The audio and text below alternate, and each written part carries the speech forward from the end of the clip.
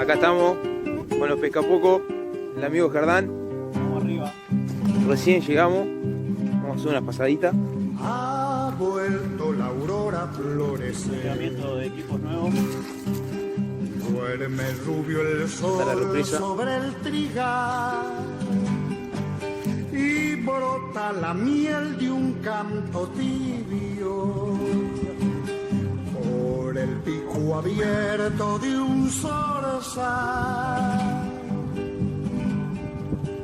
Va bordeando el húmedo ¿Qué es lo que usted está? Tranquilo, tranquilo. Pará.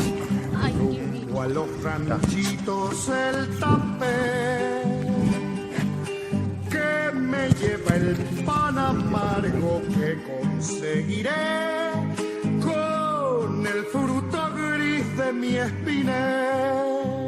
Soy pescador y llevo en mí la ardiente sangre guaraní del río Bravo, hermano soy mi Paraná.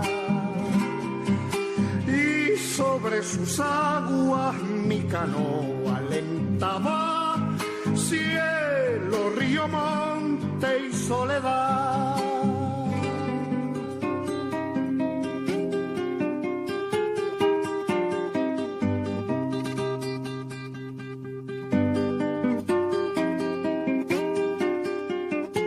Largalo nomás. Ahí se va, ahí se va, ahí se fue.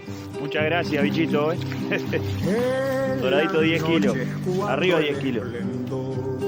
Montero, un saludo ahí. Bueno. ¿No le diste un beso?